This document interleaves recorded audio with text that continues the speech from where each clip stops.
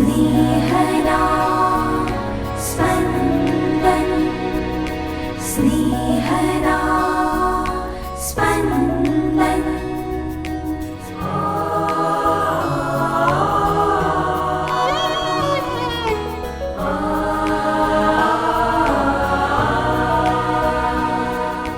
સામાન્ય કાળના 17મા અઠવાડિયાનો મંગળવાર.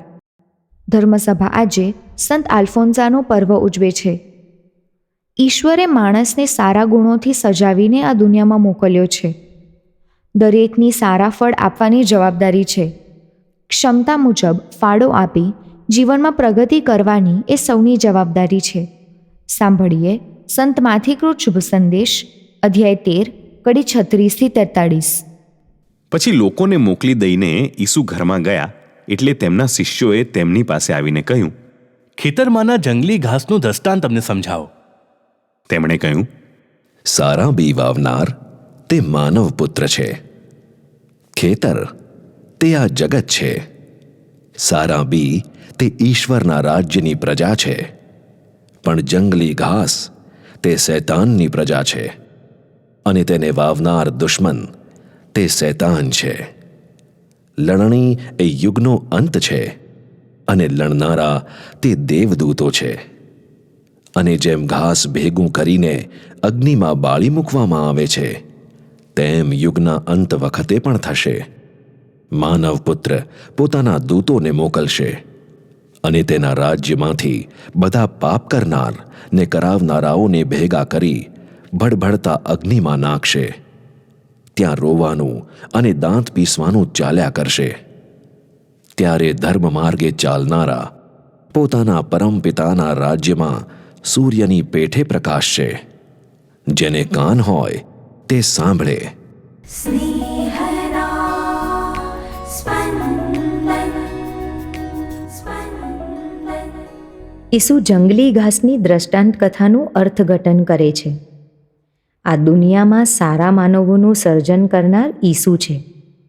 આ સારા માનવો વચ્ચે આપણને ખરાબ માનવોનો પણ ભેટો થાય છે. માનવોને ખરાબ બનાવનાર શૈતાન છે.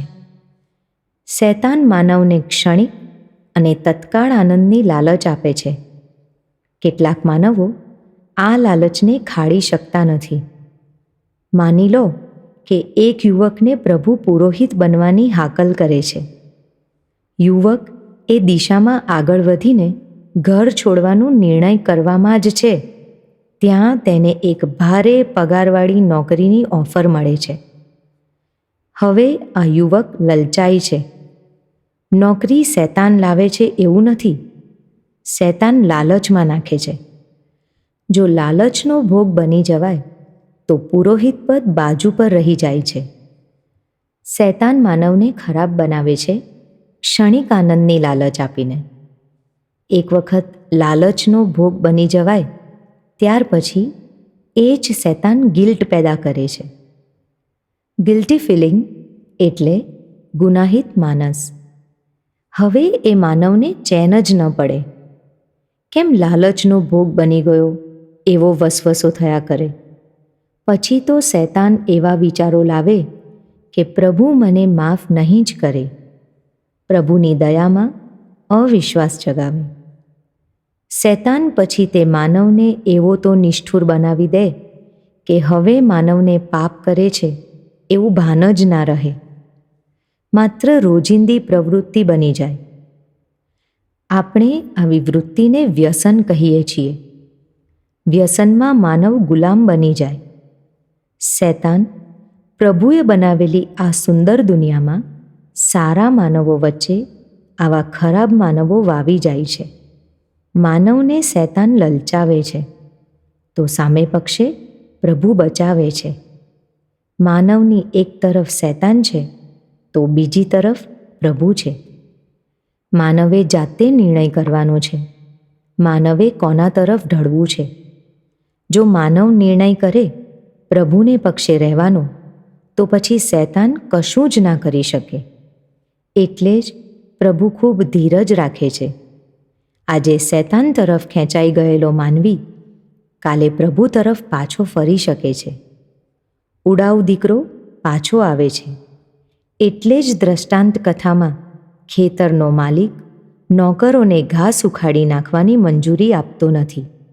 માલિક ધીરજ રાખે છે, પ્રભુ પણ ધીરજ રાખે છે, જેથી પાપીને પસ્તાવો કરવાનો સમય અને તક મળે.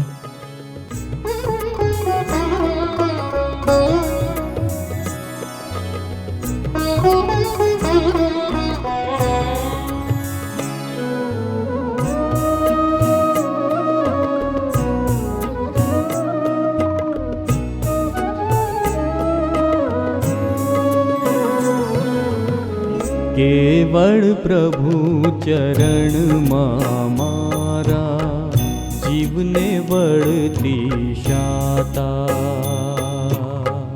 કેવળ પ્રભુ ચરણમાં મારા જીવને વળતી શાતા. તે છે મારો મુક્તિદાતા, તે છે મારો એકમાત્ર એ મારો આશ્રય, મારો તારણહારો. તે છે મારો રક્ષણહારો, તે છે મારો રક્ષણહારો.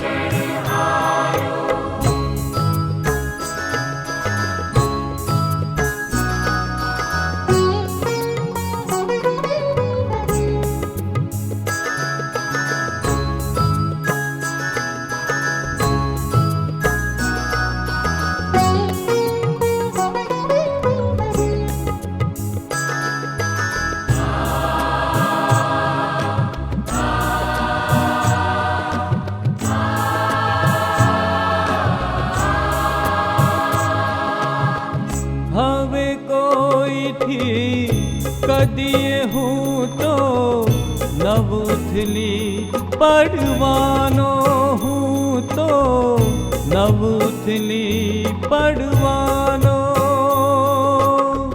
પડી જવાની અણી ઉપરની દીવાલ હો ન જાણે ઢળતો, કોટ હો ન જાણે. ભેળા થઈને ક્યાં લગી મુજને પૂરો કરવા મથશો એક માનવી ઉપર તૂટી પડશો. કેવળ પ્રભુ ચરણમાં મારા જીવને વળતી શાતા. એક જ એ છે મારી આશા, એક જ એ છે મારી આશા. કેવળ પ્રભુ ચરણમાં મારા જીવને વળતી શાતા. તે છે મારો મુક્તિદાતા, તે છે મારો મુક્તિદાતા.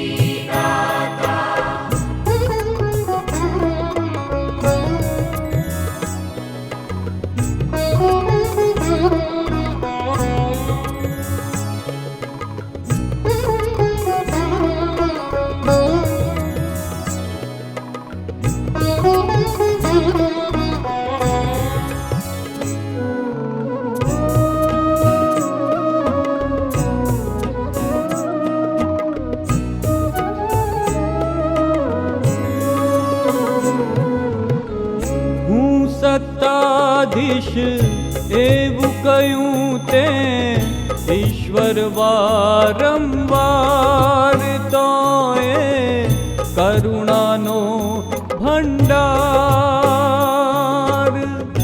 એ પણ જાણું પ્રભુજી કે તું માનવને પણ આપે ના, કર્મનું ફળ તું આપે.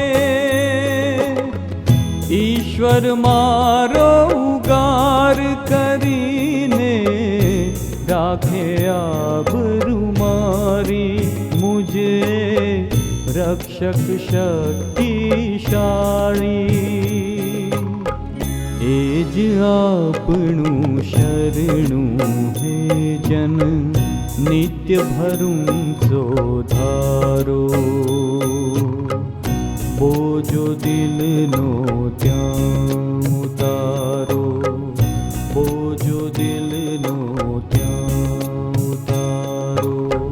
કેવળ પ્રભુ ચરણમાં મારા જીવને વળતી શાતા.